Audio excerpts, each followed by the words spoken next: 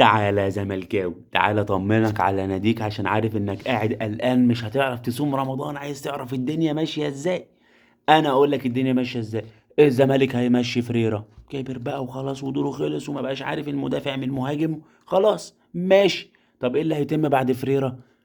في كذا رأي. عندنا امير، مش امير اللي بيلزق ده حسك الفكاهي يودينا في داهية. امير مرتضى منصور عايز ميدو، شاب صغير وبرامج تلفزيونية وعبايات وجلاليب ودنيا برضه، يعمل شكل في النادي ستايل حاجة جديدة أوروبية. تمام ها. عندنا مرتضى منصور أبو أمير مش أمير المنسي. لا، مرتضى نفسه رئيس النادي عايز خالد جلال، قميص وبنطلون وحزام في النص وبتاع، رغم ان حسين لبيب كان بيلبس نفس ولكن قمصان خالد جلال اشيك شويه. تمام ها. باقي الاعضاء بيفكروا في اجنبي، اجنبي يسلم اجنبي، واحنا نادي برضو الزمالك مش يعني معانا فلوس ونجيب اجنبي ويبقى الدنيا ها شكل. ماشي ها.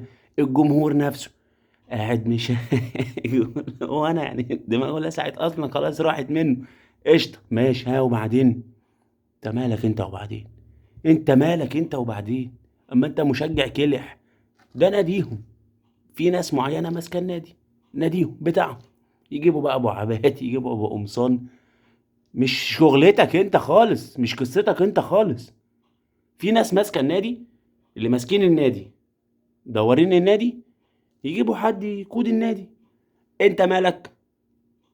حاشر مناخيرك ليه؟ جمهور كلح.